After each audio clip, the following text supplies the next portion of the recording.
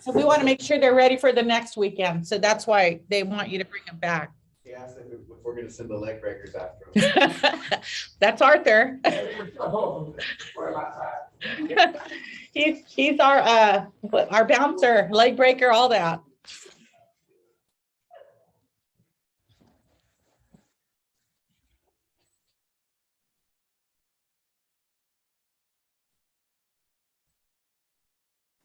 Okay. All right. Good morning. Good morning. Hey guys. Trying to get myself a little better organized. Okay, hang tight. I just dropped everything. Oh.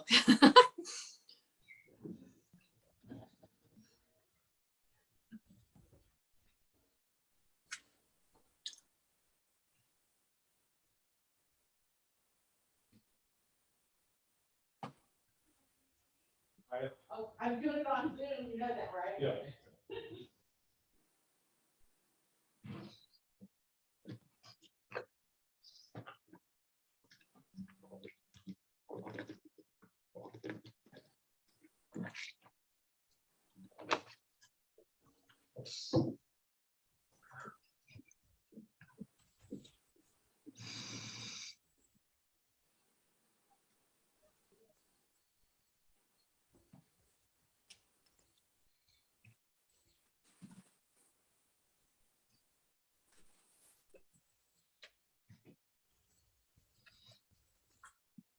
Okay, thank you for being on time. I'm letting people in and I'm trying to get myself organized here.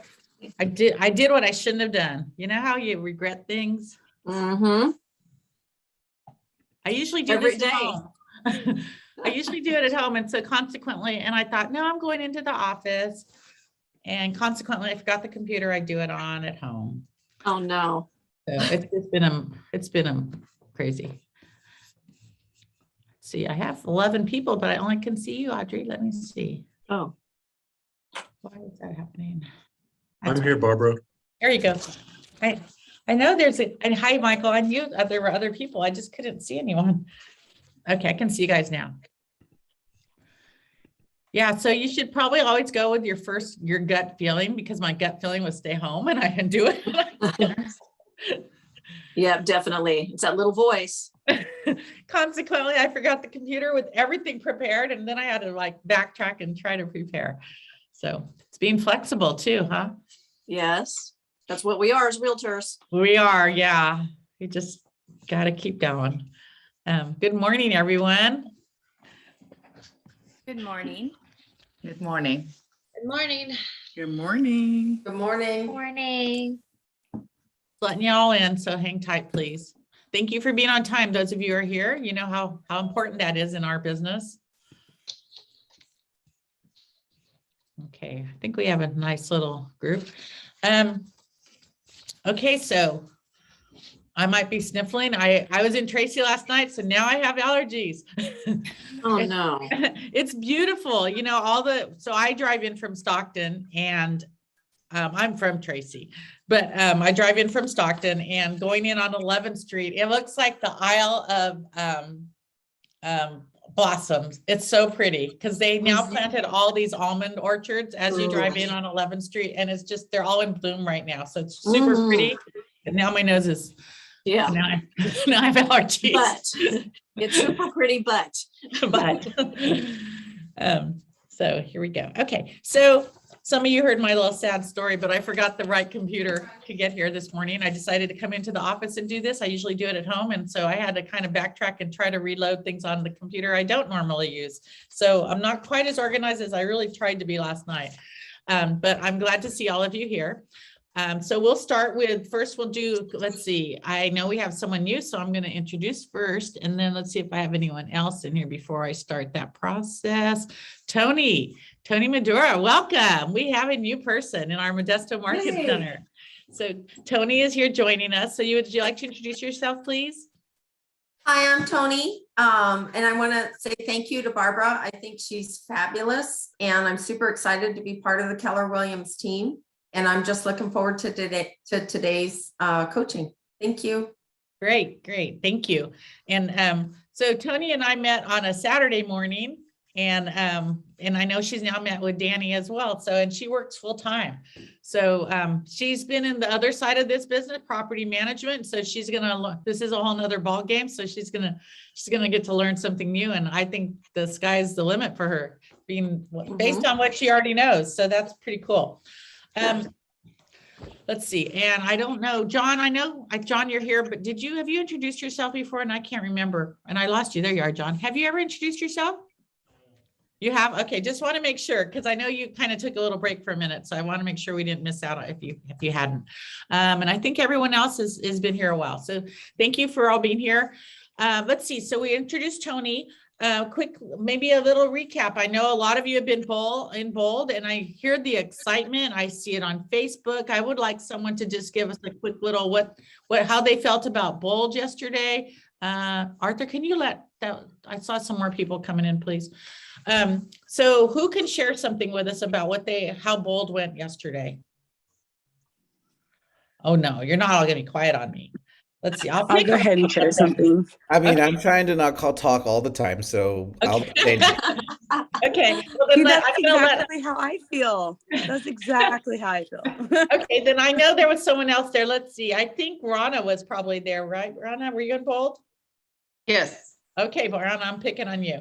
Okay. Tell me something about yesterday's bold experience. So actually yesterday was great. He gave us a lot of ideas about how to get involved more in with our client and how to differentiate ourselves. Like, for instance, instead of like paying your client for, you know, what they call it, the home warranty. What about like throw them like a housewarming party? Or maybe buy a Kona machine, or buy like, you know, like, just like be involved, show them that it's not like you close with them and the relationship will end there. So he gave us a lot of ideas about how to differentiate, you know, yourself from other realtor, and how to have your own, you know, touch or signature, and to keep coming, you know, connecting with your client, and make them feel like, okay, anytime they want anything, that you are the first one who they will think about. So yeah, this is what I got. Yeah, a lot of good information. Good. Thank you. So I got some ideas, and you know, you take whatever works for you, and you run with it. Right. Yeah. And honestly, and so you get so many nuggets, so pick one. Yes. Right? Because otherwise you're going to go, oh, what? There's so many. I know it was a lot. I wrote Pick down like one. everything too much. I totally get that. I mean, I have a few coaches right now, and it's so much coming at me, and it's like, well, what do I do? And I'm starting to sift through it and pick things, but it takes a minute to get there. So pick one. Arthur, because I did see Arthur earlier this morning and asked him about bold, he mentioned a couple things too. So Arthur, you want to share something just for the benefit of those of us who weren't there as well? Sure. Let me grab my notes real quick, because there was so many lovely nuggets and things that Cody imparted on us, and that's why I take so many notes, because there's absolutely no way I can remember everything just in my head. So there we are. Okay, good. One of the wonderful things that he said, of course, is that the truth is never bad. So understand where you are and be okay with being where you are, because you don't have to stay there. You can continue to grow, but you have to be learning based. You have to understand that failing is not always going backwards. You can fail and go forwards, as long as you always continue to learn something and take the lesson that you should have learned. That was one of my biggest takeaways, other than all of the wonderful things that he said in terms of being able to market your database and do things in a different way and think bigger in a different perspective. But that's one that really stuck with me and will continue to stick with me, because I like that, because it just showcases that not comparing yourself to others that's a bad thing to do, because you're not on the same journey. Everybody has a different journey, and that journey is unique to you. So just be confident, go forward, and take it one day at a time. Great. I love that. Thank you for sharing that. And, you know, if you guys haven't seen Arthur's Instagrams, he always has some words like that on his positive words and affirmations. So take a look at that, or subscribe, or check out someone else, because I like them. I look at them as well. But what you just shared right now that Cody said about the failing is not always going backwards. Wow, that's big. I think that's really big. So something definitely to think about. So thank you for sharing that. And then let's see. So we did have a career night last night. Thank you for those of you who invited people to be there. As you know, we're still working through it. This was our second career night. We only had 2 people physically in Tracy. I think there were 10 physically in Stockton, and then there was Zoom, which was a failure. So we are working on that. We're going to make it better.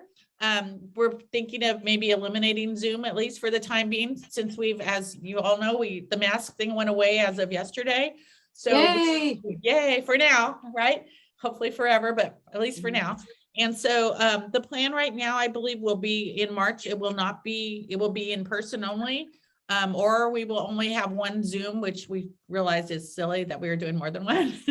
And we're going to make this better. But honestly, it went well, even with just 2 people, because it's, and what I shared there was, it's a numbers game, just like real estate, right? So those 2 people, I believe, will sign up with Keller Williams. So we will help change their lives just by doing it, just by getting into real estate and then signing up with Keller Williams. So, you know, just like you could have an open house and just get one person through the door, but they could be your best buyer or seller or lead you to more business.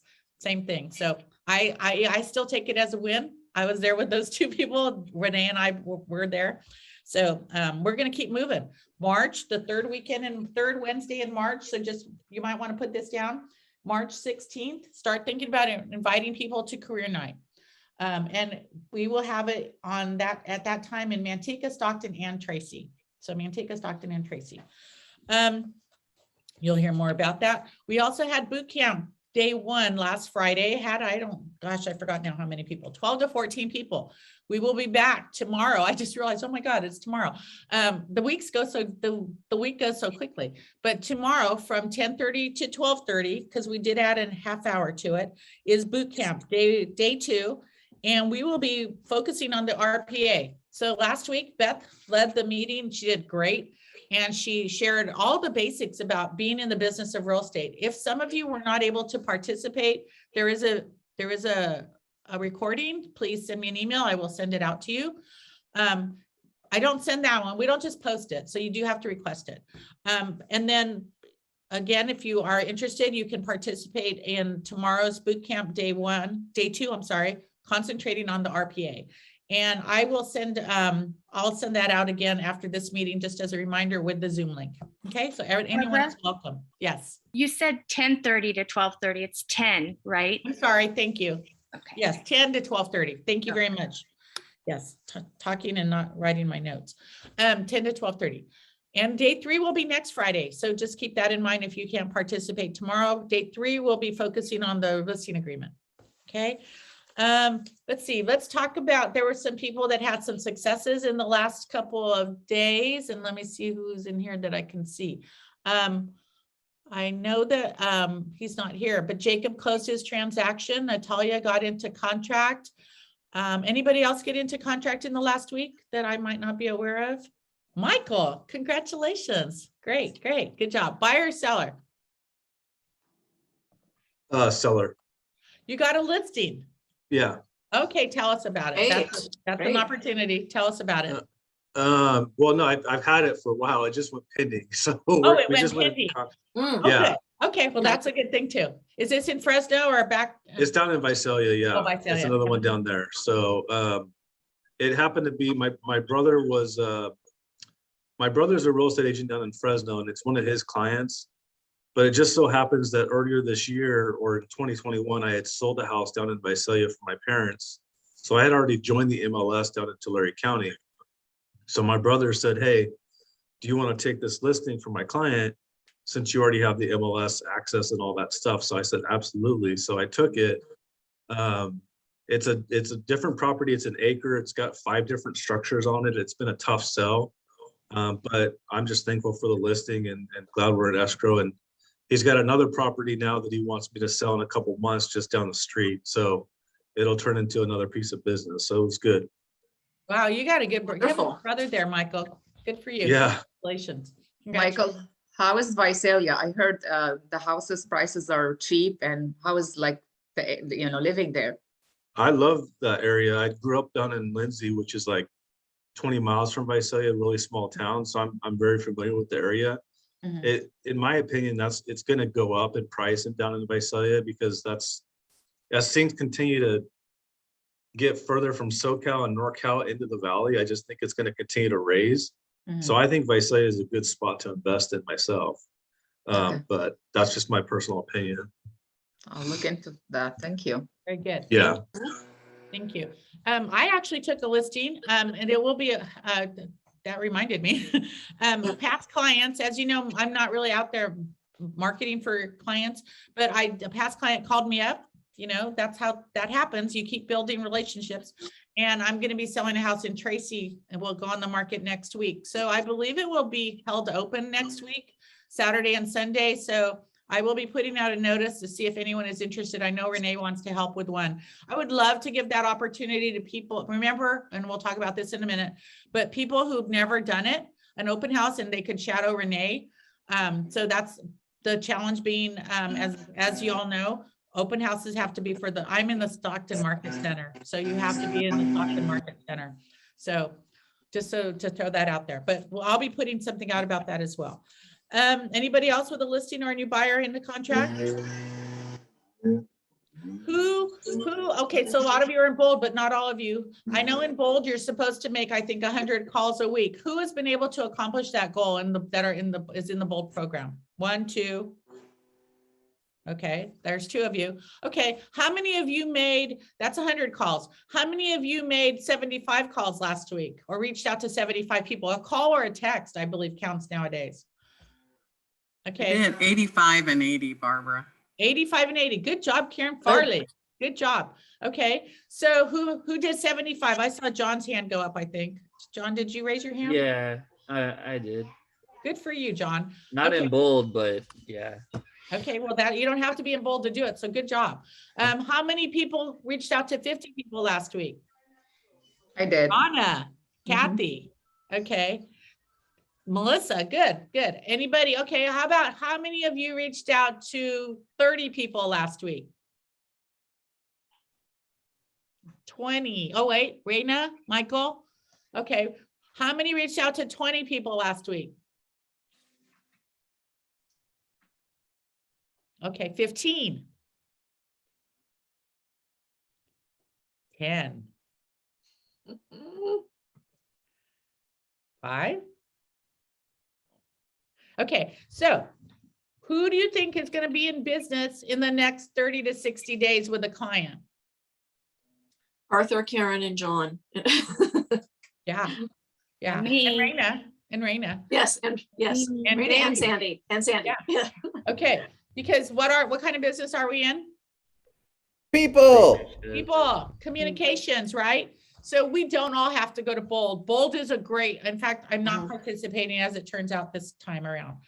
Bold is a great way to learn how to set goals for yourself and how to force you to make those calls and set, look at the numbers and compete with other people.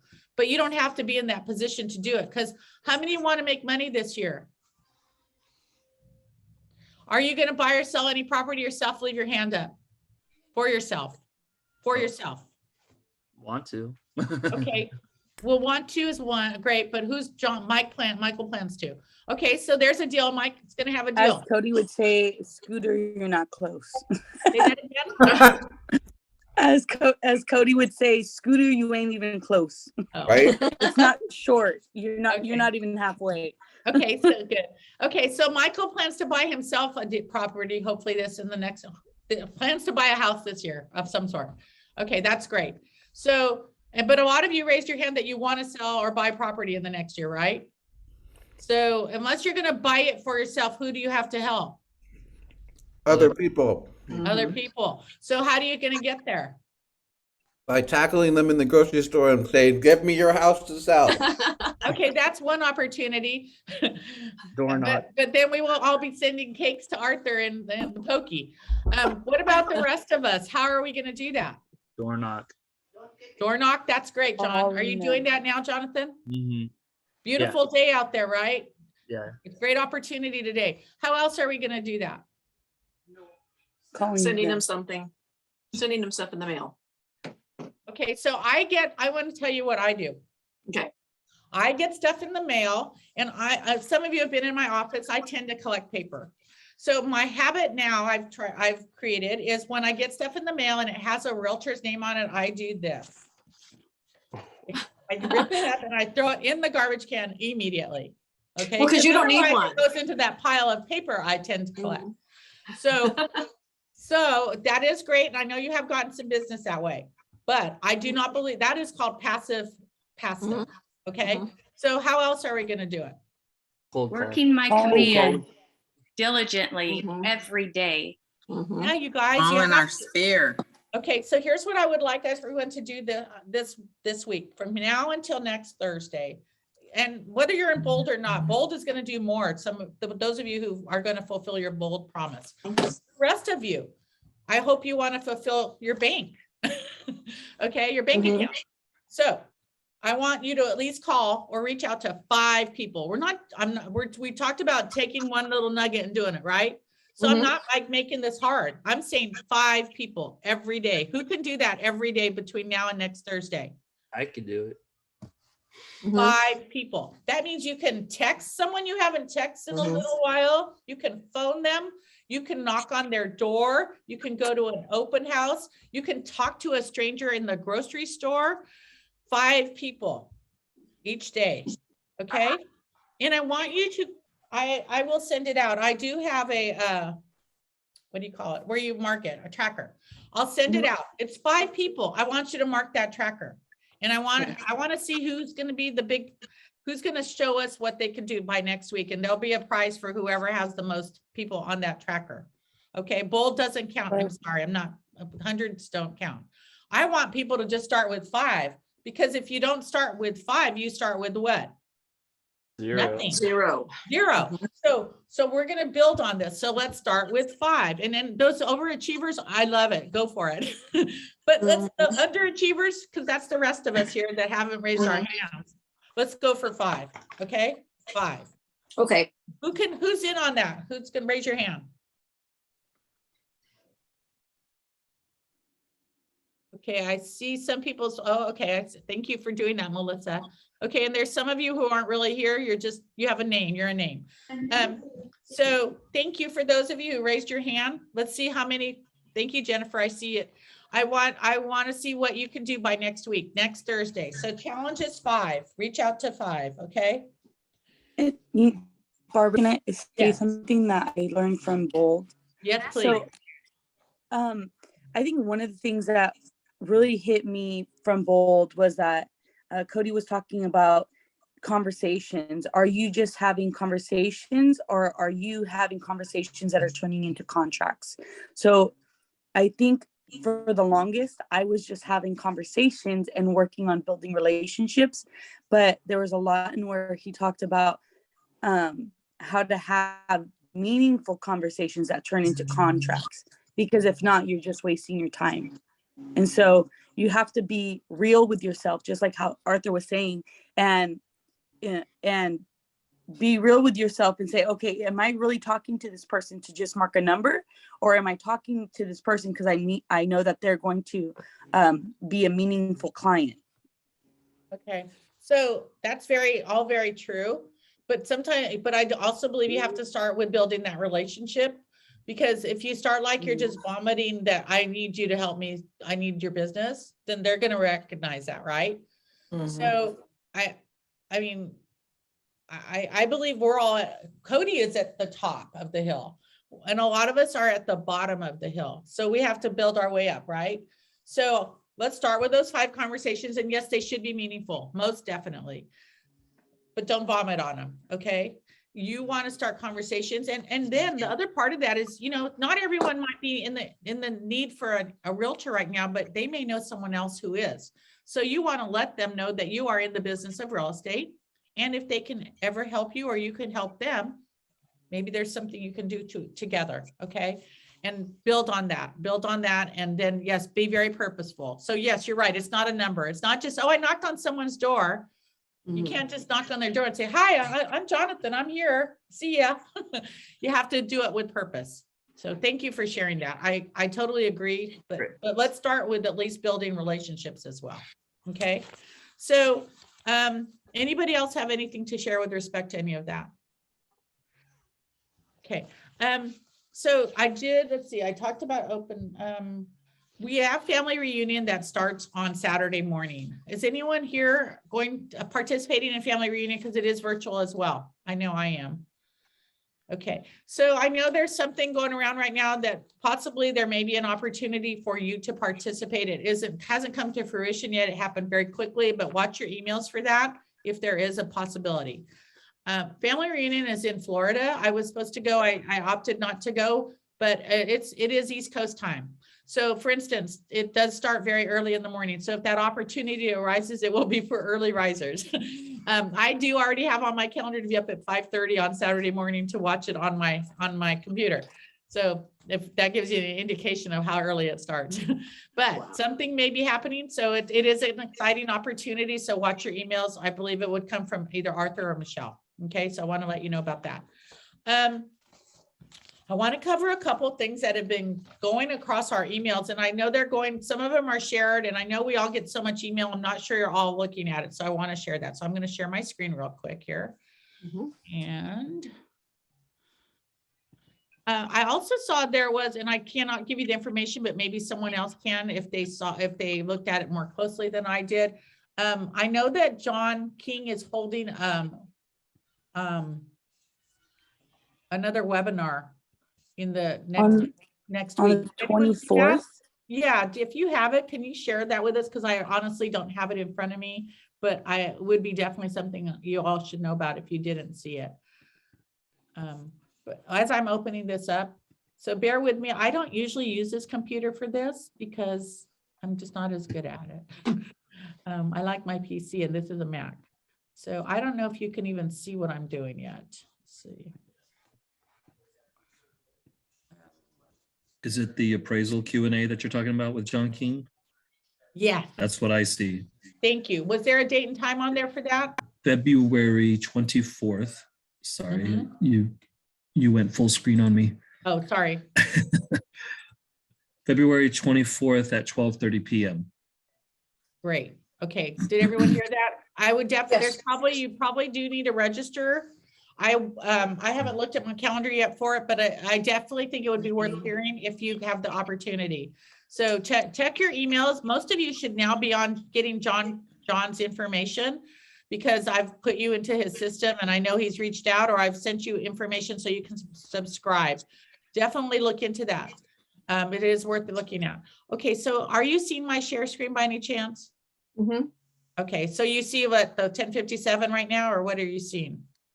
Arbitration for the Consumer Quick Guide. Okay, good, thank you. Okay, so this came out, this information came out, I think Chris put it out, but Rachel, the broker in our Modesto Market Center, put it out as well. And I just wanted to make sure everyone looked at it.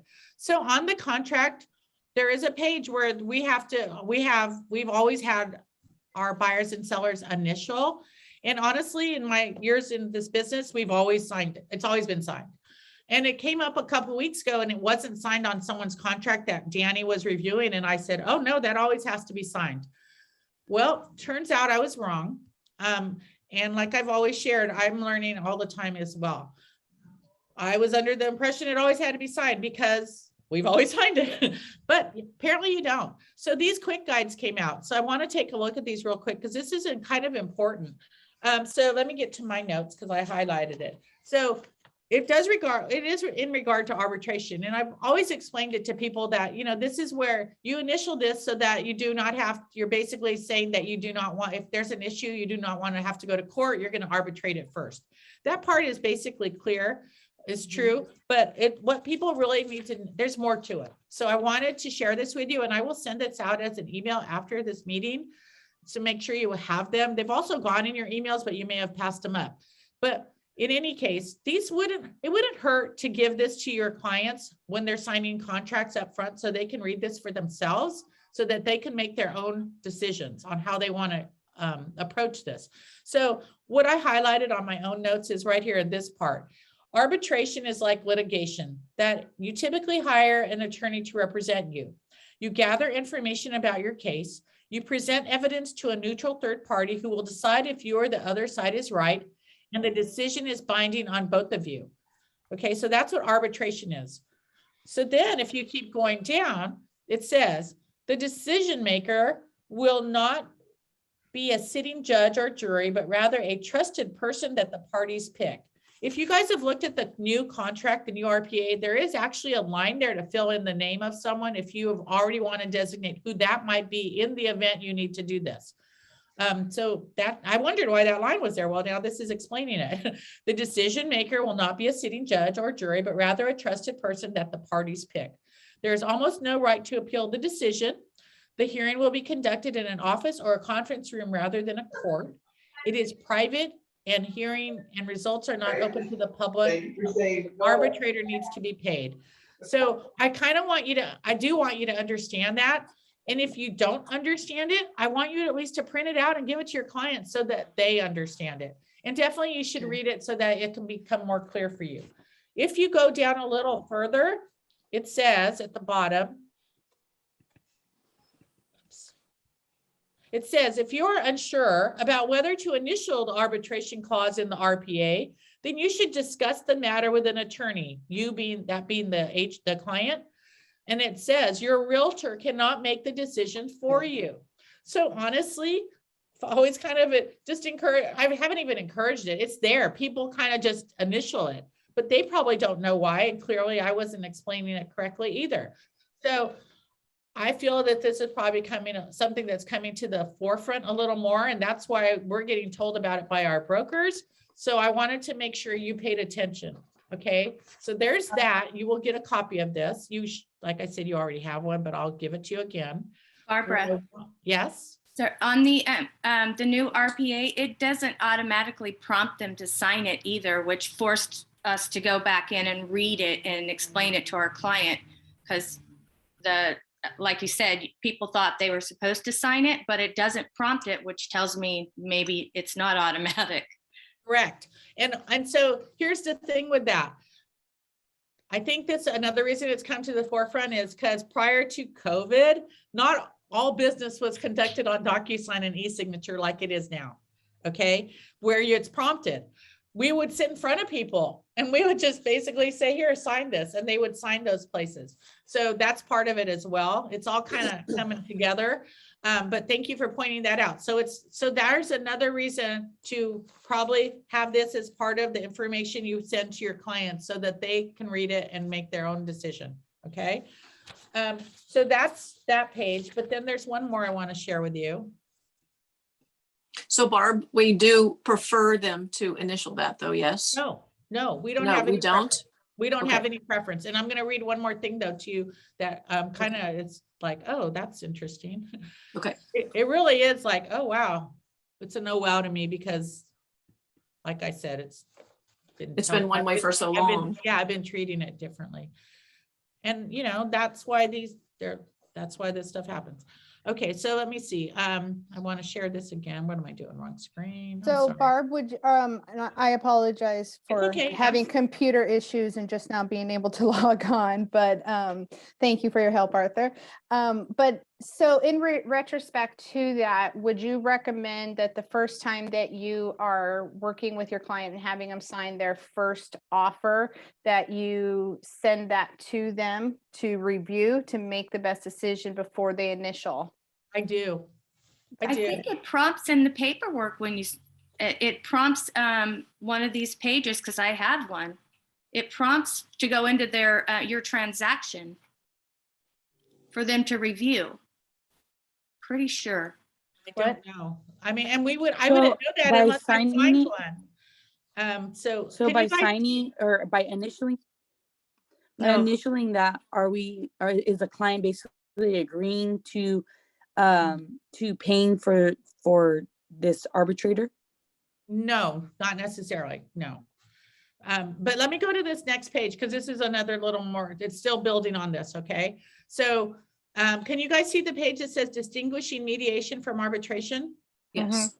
Okay, so on this page, it kind of covers this. It says, so that page was covering what is arbitration, right? So now let's listen to what is mediation. Oh, sorry, that's the other thing about this computer. Okay, so it says mediation is a process in which parties to a dispute hire a neutral third person to help them facilitate a discussion of their dispute and the possible outcomes with the hope of reaching a settlement and avoiding any further legal proceedings and costs. In mediation, the parties are in control of the outcome and any settlement is by mutual agreement. If mediation does not result in a settlement, the parties are then free to pursue litigation or arbitration as applicable. So then if you keep going on and you say, read what is arbitration, which is what we just talked about. Basically, I believe when they have arbitration, they're giving up a right to something. Okay. I believe they're then giving up their right to mediation. And honestly, it's a lot to take in. And I'm not a lawyer, so I'm not going to say I'm right. So please, nobody quote Barbara on this. I want you to read it for yourself so you can understand it to the best of your ability. But mostly I want you to share with your clients so they can totally understand it because it's their decision. Okay. Because if you keep going on, it says this, right here about these paragraphs. It says paragraph 22A. It's basically try and resolve their differences in mediation before pursuing any other legal action, such as a lawsuit or arbitration. This is a requirement of the contract. It is not optional. Okay. It applies even if the parties do not initial the arbitration clause. Then you go on and it says, in paragraph 22B, they will arbitrate disputes that are not resolved in mediation. This paragraph is only binding on the parties if they each initial the clause or if they incorporate it into a counter offer. So there's a bunch of if, ands, or buts on here, and you need to share this with your client so they can understand it, honestly. And I need to absorb more of it myself, but I want you to be aware of it. And so I'm going to send this to both of these to each of you, all of you, so that you have it, print it out, read it, digest it, share it with your clients. That's the best information I can share with you on that. Okay. Any questions? All right. You're going to resend it to us? I will definitely send this to you after this meeting, so you have it in your fingertips. And you might, so here's the thing, when you meet with a buyer for the first time, we've all talked about having, let me go back to my screen, sorry. We've all talked about having like your buyer presentation and things like that. There's information you want to have in that. I suggest you have a folder when you meet with them and you give them information that they can keep and look at after you've left them. For instance, these documents would be great to have in that folder. You might have your home warranty brochures. You might have this, you might have a list of inspectors, things like that.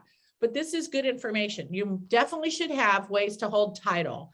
And I have sent that out lots of times. I can send it again with this.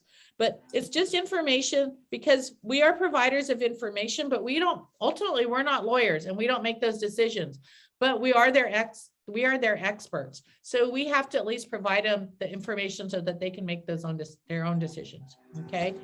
So along with that, want to go over on the yes? in the contract is actually pretty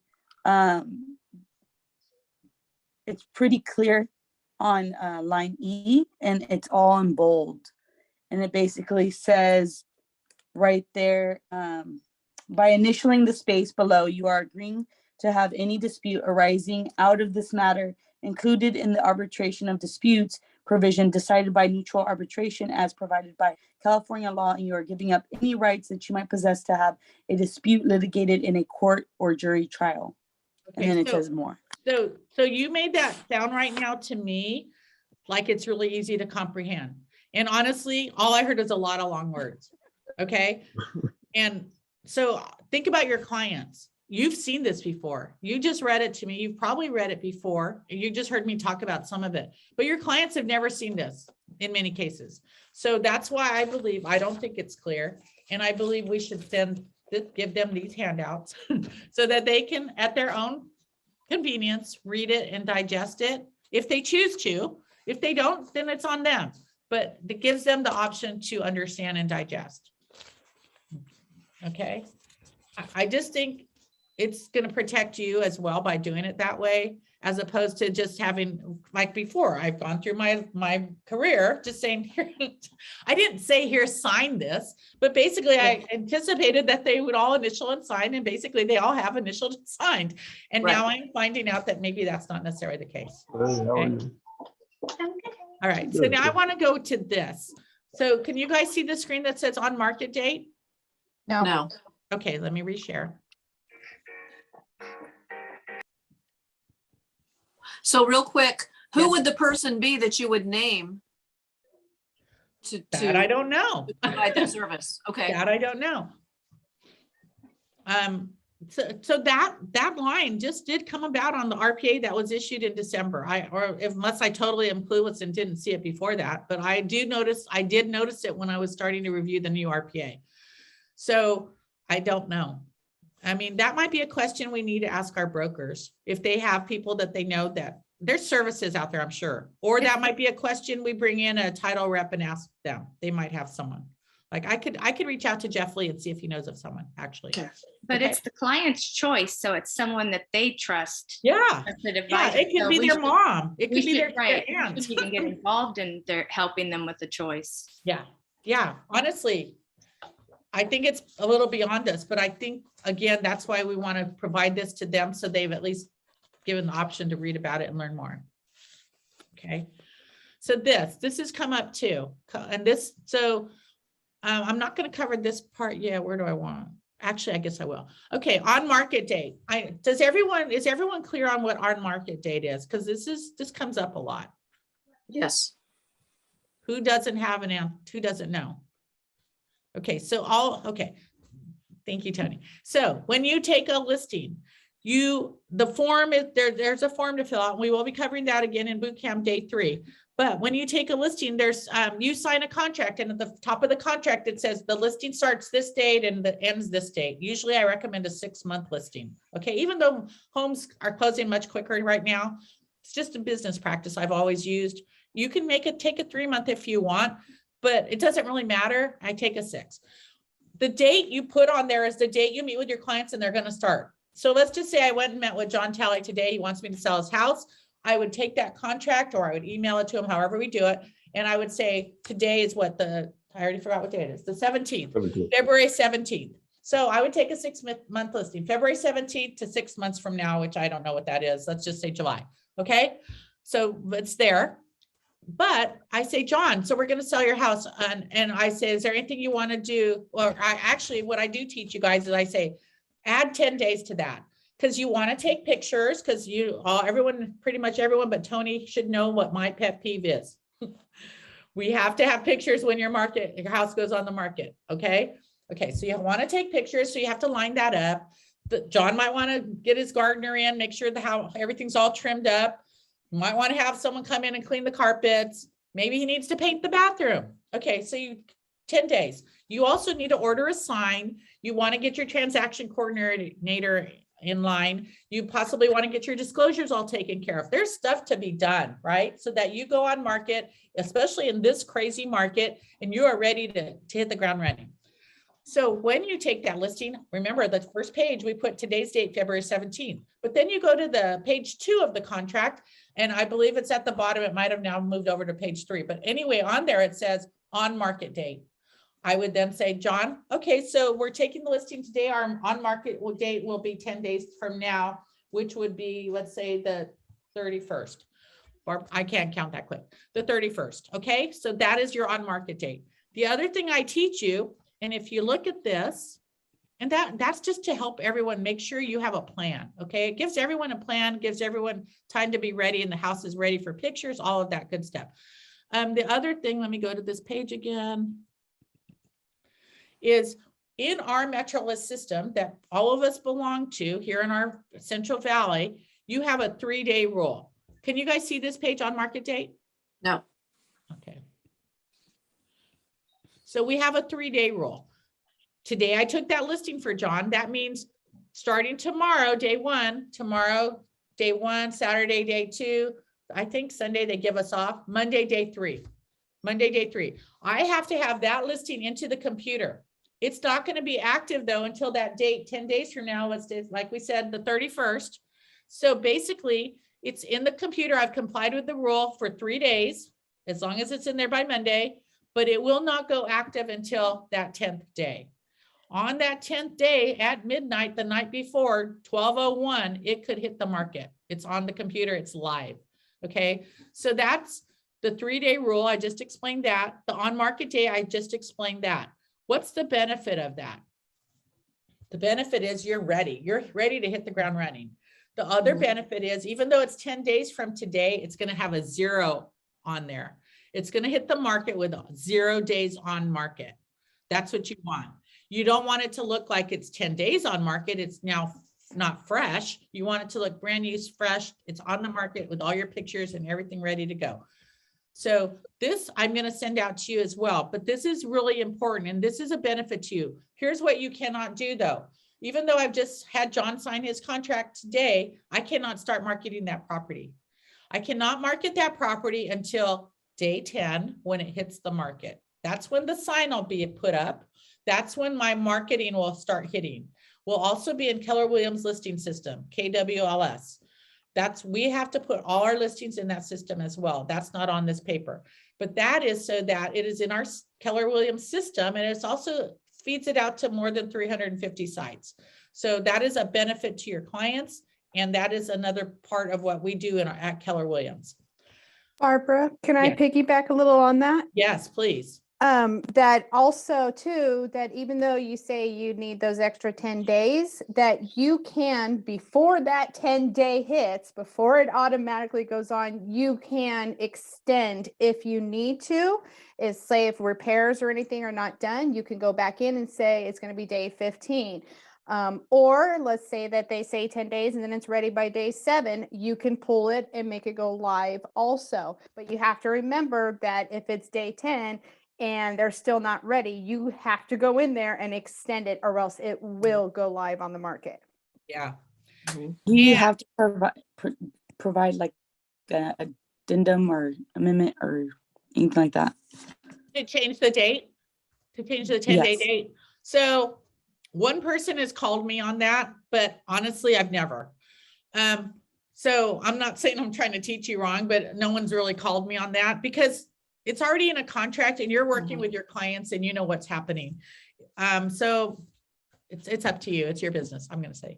Okay. Yeah, you could do a listing modification or I personally don't.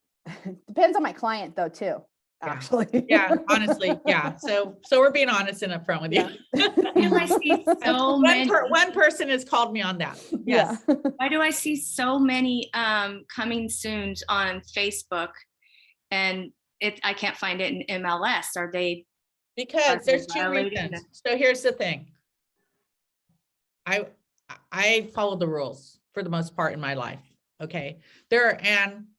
We all took an ethics course when we came here. Some people forget about all of that and they are not following our Metro List guidelines. And you could basically turn them in if you want, or they could have what's called a seller SELM form, which is a seller, I can't remember the words, exemption form. Seller exempt listing Exemption form. I assumed it was because there were other companies and the people weren't following the rules. And then I saw someone from Keller Williams and I was like, wait a minute, I wouldn't expect that. So I wouldn't want to turn anyone in. It's not my business. I just want to make sure that I'm clear on what, we can and can't do. So not everyone has to hear me talk. And not everyone comes to the productivity coaching program. It started 4 or 5 years ago. Okay. So not everyone follows the rules, and I'm not going to be there. I'm not their mother. Right. So everyone that listens to this call and is in this program, we expect you to follow the rules. Okay. So yes, people are going to do whatever they want. That's life. My kids do that. Your kids might do that, right? But if you read the paperwork and sorry, I'm on blur, but if you read all the paperwork and the rules, it states our Metro List guidelines state that we have 3 business days to get into the system. If we do a future on market date, if we cannot market it until it hits the market. Okay. And if you put that on your contract, remember what they're called, legally binding contracts, and your client signs it, then you're basically all breaking the rules. Okay. So it's totally up to people how they're going to handle this. I'm sharing what I know that is how we should handle it. Hey, And Barb. you heard me say I fudged things a little as well, because I don't know. Do we need an addendum? I don't know. That's what I was going to ask. If we're going to put it on the market sooner, would we need an addendum or an amendment to the listing to be able to do that? So honestly, and that was kind of what we talked about a second ago. I don't know. It doesn't necessarily state that. And I've read it lots of times. And what I do know is that the listing agreement basically stays in our office. So unless I guess the DRE came and looked and said, oh, you put it on one day before you said you were, I don't know that it really matters. I believe that, I mean, I don't think so. I can try to look into it a little further, but I don't know. Why would you need to? That just sounds weird. Yeah, it does. I know. Right, because Jana? as long as So you're. Barbara, if we see something like, let's just say on our group, Keller Williams, and it's coming soon, is that okay? I'm not the policing that. So it's not following the rules that I have in front of me. Okay, that's all I can tell you. Okay. And keep in mind that they could have signed the seller exclusive listing to where they have permission. So every case, just like every transaction, is always going to be different. Okay. So always keep that in mind, that we can't just assume that somebody's doing wrong. So I'm going to read something to you really quickly. So on here, what are the benefits of using a future on market date? A future on market date provides the listing agent with a great tool to overcome seller objections for not listing at this time. I went to see John. He said, my house isn't ready. Okay, but so let's sign the contract and I'll get things ready in the next 10 days and then we'll go on market. So because I'm sitting in front of him and I already have captivated him with my great sales pitch, my listing pitch, I get him to sign. That's what you want. You want ink, right? You want him to sign and get into contract with you. So that counters that objection. Okay. And then whether they need time for staging, planting a new lawn, painting, or they are going on vacation, your ability to articulate to them the benefits of using a future on market date could make the difference in getting the listing or not. In addition, once you have the listing secured, you have ample opportunity to help your seller prepare the property for sale, accommodate vacations, prepare virtual tours, photos, place signs, lockbox, all the things I just told you. Because an on-market date can be set from 1 to 120 days out, you have control of exactly when the listing will go live. When on-market day is reached, the listing is viewable by all and the days on market starts at 0. I want to tell, so listen to that. And then I said, if I enter the listing with a future on-market date, can I place a for sale or coming soon sign on the property? So this is not the Barbara rule. This is CVAR, okay? No. The on-market date is the on-market date. When using a future on-market date, you are restricted from engaging in any type of marketing. No signs, postcards, websites, flyers, showing, etc. So maybe that's disputing what I said about moving it forward without an addendum. Okay. Once the on-market date is reached and the listing goes live, all marketing and advertising may commence. Question. What is an MLS listing waiver? That's something Danny was just mentioning. An MLS listing waiver is written authorization from the seller that permits the listing broker to withhold a listed property from the MLS with the understanding that the seller does not want the property displayed or marketed through the MLS. That's basically what the listing waiver is. There are no restrictions on marketing properties that are not on an MLS listing that are on an MLS listing waiver. So you have someone sign that, you can market it all you want.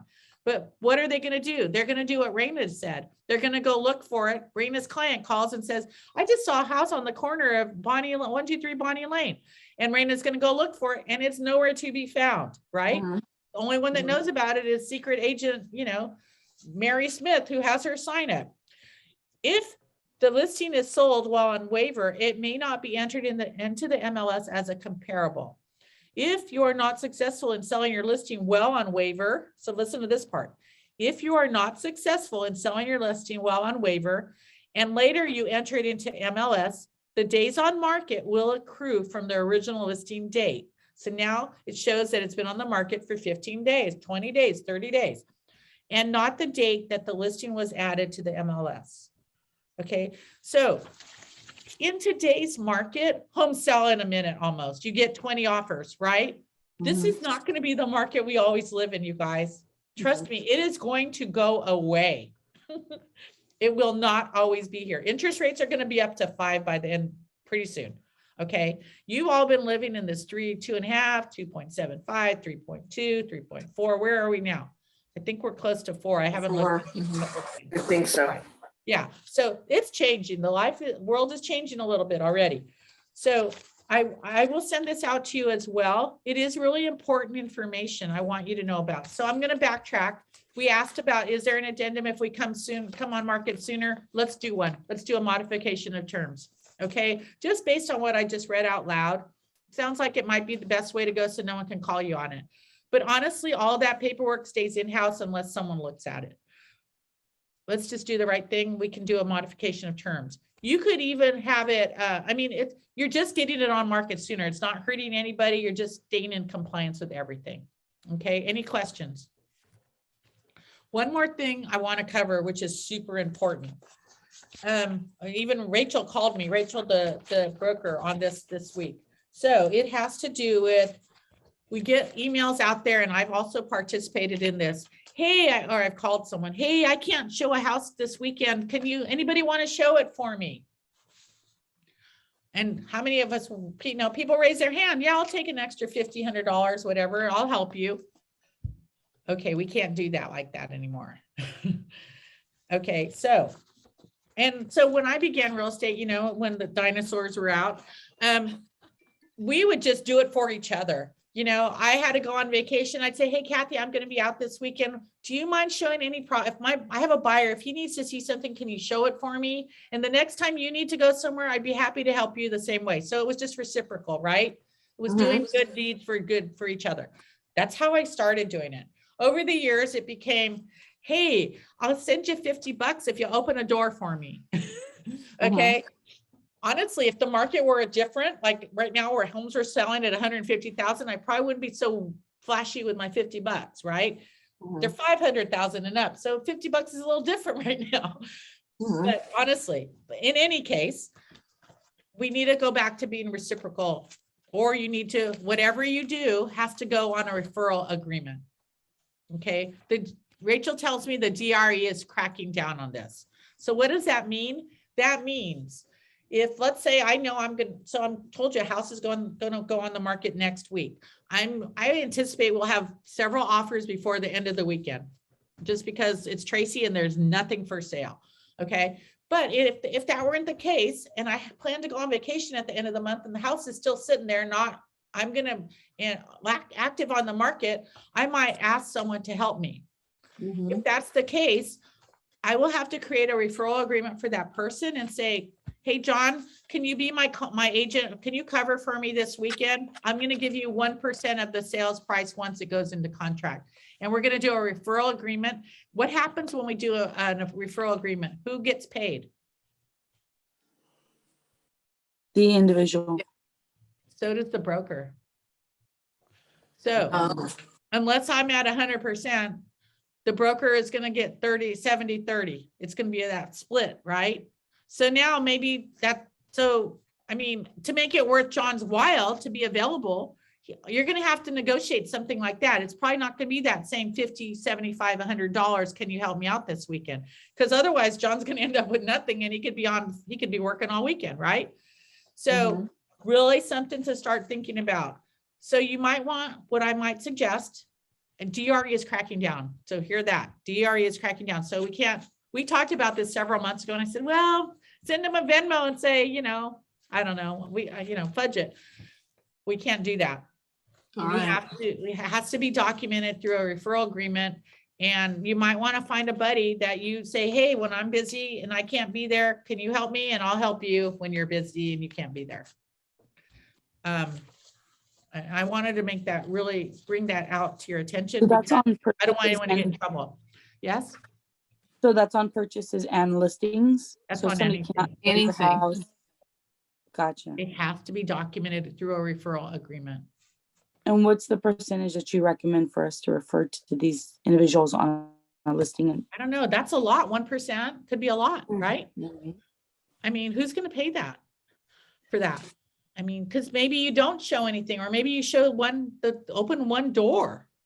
Mhm. Or if you really know you're not going to be available and you have to take a listing, give them, or I mean, have them, I mean, then make sure, they're involved in the whole transaction somehow. Geneva and I partner up when she's out of town, and I usually get 25%. But I am also available to help with appraisals and inspections and all that once she's back, if we're in contract. And then if I end up writing the contract for her when she's out of town, we switch it and she takes 30 and I take 70. But we've been operating that way this whole time. Like, she doesn't pay me to open the door. She just adds me as like a partner to that transaction. And do you complete a referral agreement? Yep. Okay. Wow. So there's a solution that Beth, they have come up with. So I don't have a recommendation. Beth just gave you an example of how they do it, but yeah, I would. So it sounds like you would still be involved in the escrow or this transaction throughout the contract, just in order to, you kind of work as her buyer's assistant through that contract, it sounds like. Is that correct? Beth? Yes. Oh, Yeah, because you said you also then might open doors for the appraiser or for whatever, or an inspector as well. Yeah. Okay, so that might be a solution. You kind of buy a temporary buyer's assistant for that transaction if that's the case. Sounds like.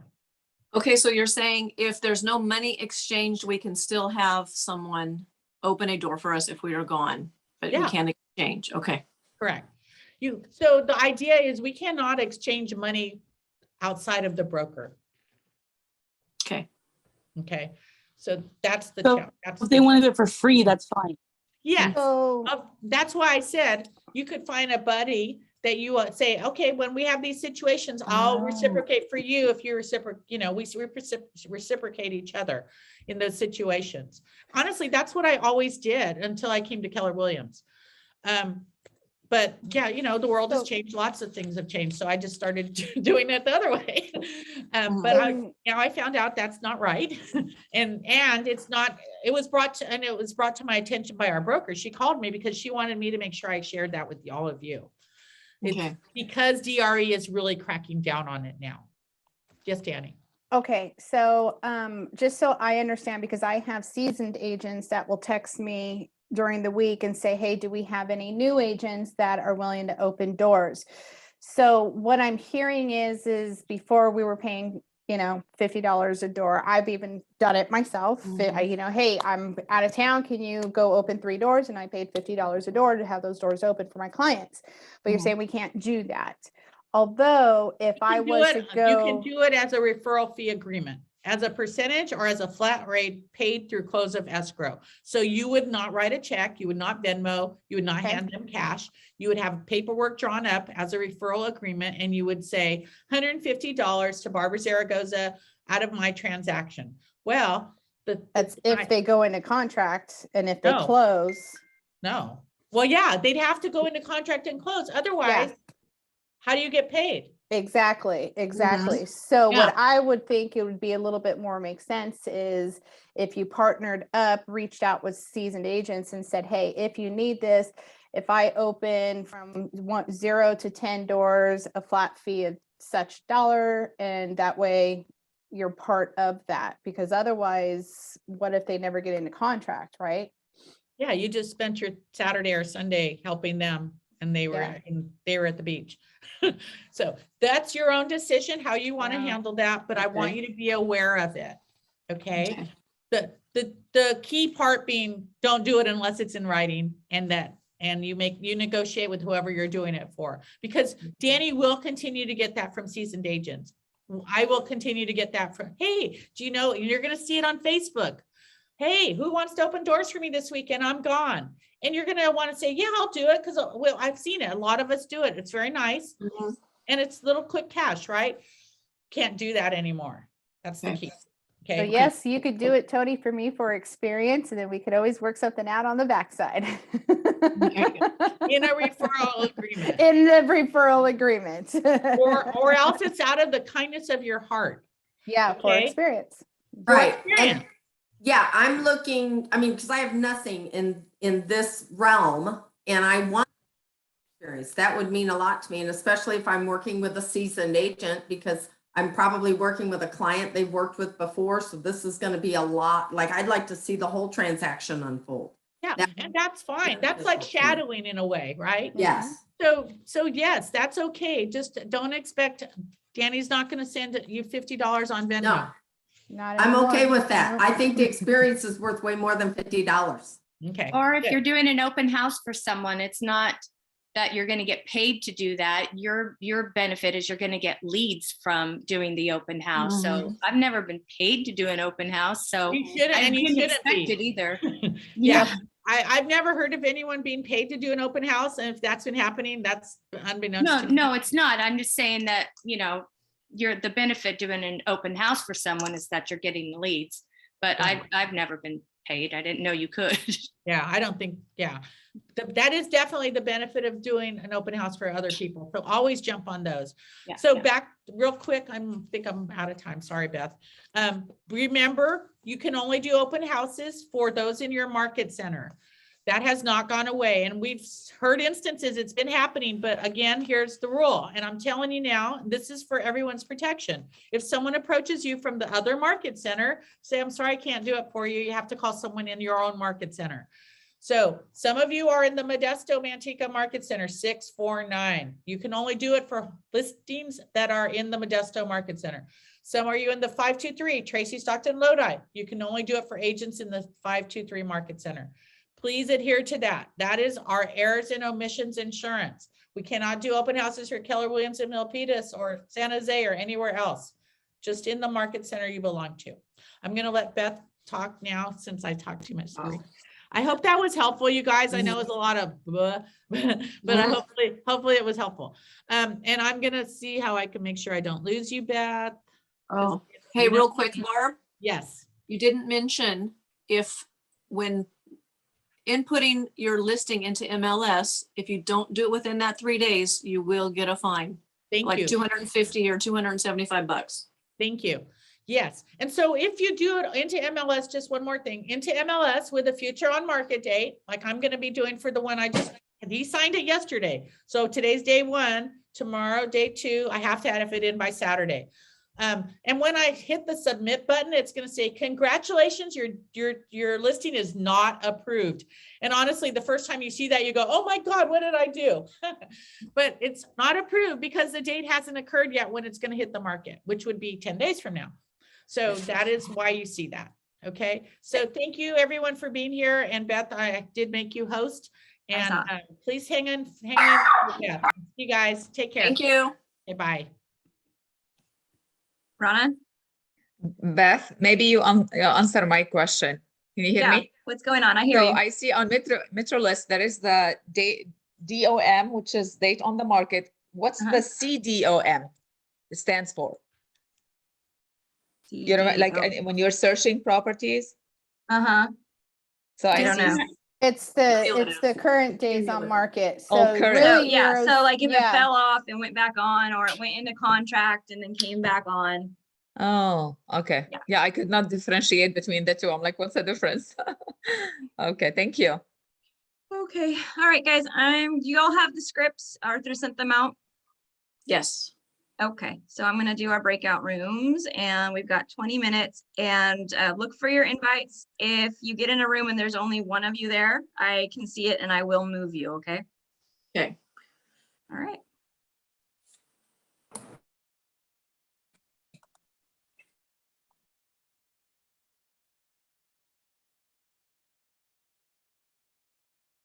Hey, Beth. Hey, Danny.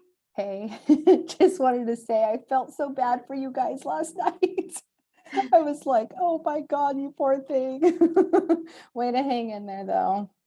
Oh, yeah.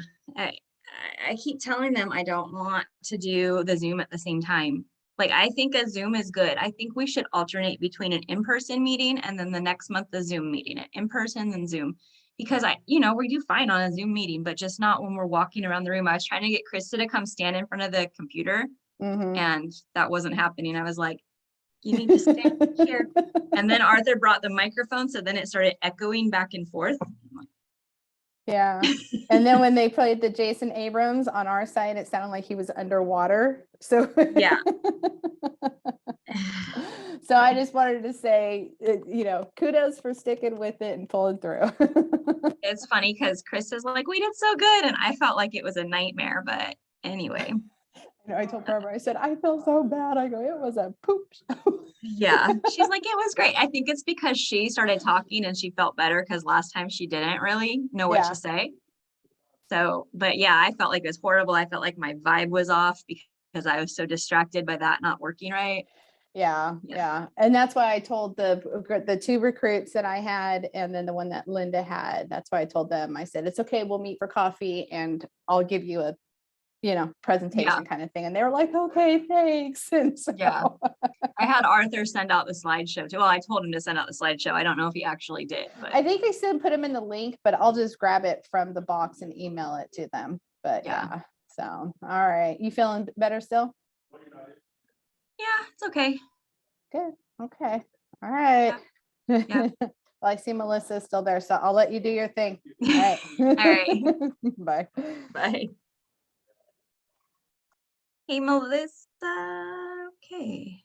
Didn't we lose her?